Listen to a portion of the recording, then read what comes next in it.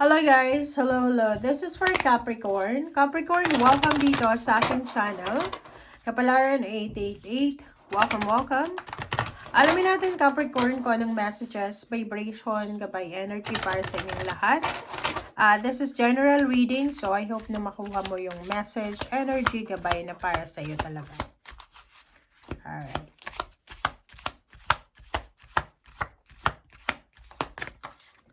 Okay. First card natin, Capricorn, is say sorry. Say you're sorry. Okay, ano ba? May kaaway ka ba? Marami ka bang regrets? Marami ka bang mga worries sa buhay? May relationship ba na kailangan na mag-heal? Okay, so you need to say sorry. Medyo babaan mo daw sa linggong ito yung pride mo. Okay, just say sorry. Take responsibility and acknowledge your role in the situation, your mistakes, your faults, and let go. Okay? So, kailangan mo daw na maging bigger person. Okay? Yung pakikipagbate, pakikipag-reconcile, pagpapatawad, ay hindi daw madali. But, this is parang huge na leap forward patungo sa spiritual path. Which is, yun, pag nagpapatawad tayo, nagkakaroon tayo ng peace of mind. But, iba-iba naman yung tao. If you are Capricorn na ayaw mo pang magpatawad, so just let it go. Hayaan mong mag-heal yung mga sugat mo. But if you are ready, pwede ka magpatawad. Okay, embrace your sensitivity. Wow. Magkabaliktad tong dalawang to. Kasi parang, etong sinasabi ng barahan ng say you're sorry is kailangan mong ibaba yung pride mo. But this embrace your sensitivity, sinasabi naman neto na kailangan mo daw na hayaan ang sarili mo na maging sensitive, na maramdaman kung ano yung dapat maramdaman. Okay. So, your sensitivity is the sacred gateway to your intuition. So, it's that special. Parang siya yung radar na magpipick up ng energy and signals sa paligid mo. Okay? So, sinasabi ng barahan na to na, in fact, your sensitivity is one of your greatest assets and the key to your survival. The more you connect with it, the more miracles and synchronicities you'll attract. So, dito sinasabi ng barahan na yung pagiging sensitive mo daw, emotional, physical, financial, spiritual sensitivity, ay gateway yun papunta sa intuition mo. Parang discernment siya, 'di ba? So, greatest asset mo daw yung pagiging sensitive. So, sinasabi ng barahan na to na kailangan mong yakapin kung ano yung meron ka or kung ano yung nararamdaman mo or kung ano man itong feelings mo. Okay?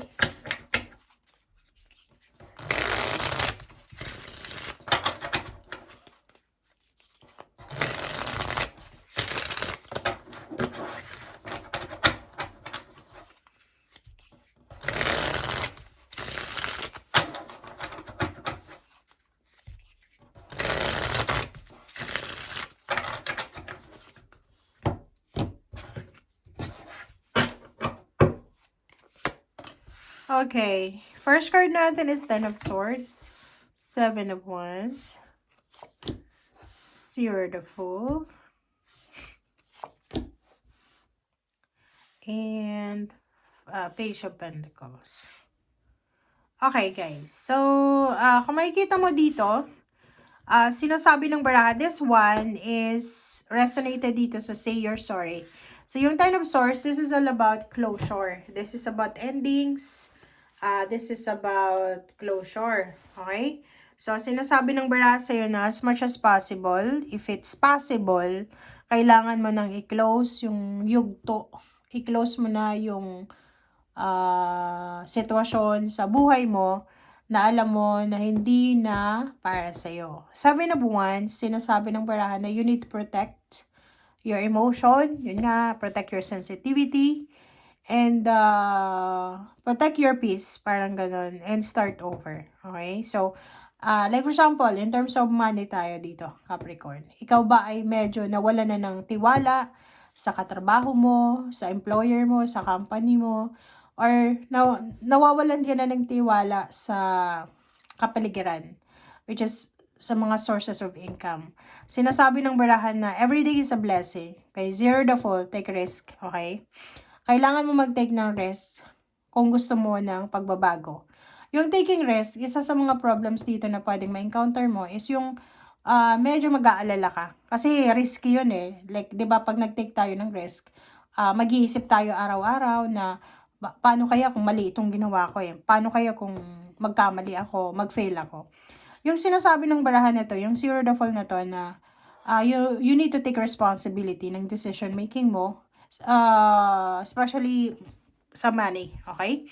Sinasabi ng barahan na ngayong linggo, maging responsible ka. Okay? You need to think, meditate, contemplate. You need to double check, 'di ba? Bago ka magdesisyon regarding money. You need to protect your money, your dreams or goals, or kung ano man na kailangan mong proteksyonan. Okay. So, 5 of Swords, 8 of Cups. So, in terms of emotion, or maybe job or career, sa linggong ito, Capricorn, may kailangan kang i-give up. Okay? Sa linggong ito, sinasabi ng barahan na you need to parang focus sa happiness, especially family. Kasi itong 5 of Swords, sinasabi ng barahan na to na may mga kaaway ka bang kapatid, kaibigan, kapamilya, in-laws. And because of pride, yung mga tao nag-aaway-away. Yung mga tao nag-aaway-away because of pride. 'Di ba? Kasi wala namang ibang rason. Kahit nga inggit ka, kahit na nakikipagkompetensya ka.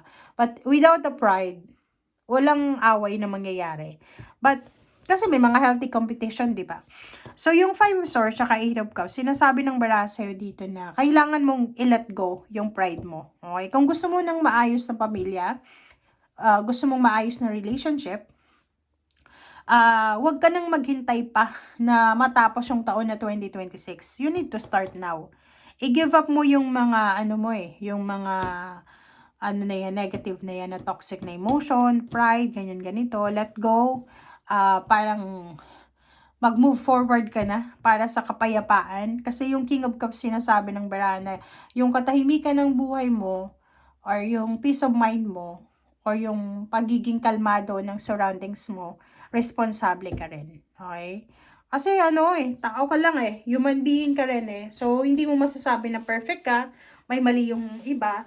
Minsan kailangan natin i-check din, i-double check din natin ang ating sarili if we are perfect or not. 'Di ba? Pero wala naman talagang perfect, guys. Okay? So, yung linggong ito, sinasabi ng barahan na there's a possibilities ng reconciliation. Pwedeng ikaw yung hihingi ng tawad or may hihingi ng tawad sa'yo. So, kung may hihingi ng tawad sa'yo, you need to forgive. And, yun, if ever na ayaw mo pang magpatawad, so, alam mo ba, based on my experience, pag ganun, pag may mga taong gustong humingi ng tawad sa akin, yung parang nagbibigay sila ng mga signs and signals, and pag feeling ko hindi pa ako ready magpatawad, I pray. Okay? Mag-pray ka, humingi ka ng guidance sa God. Kasi siya lang yung magbibigay ng katahimikan sa puso mo. Okay? So, thank you guys for watching. Bye!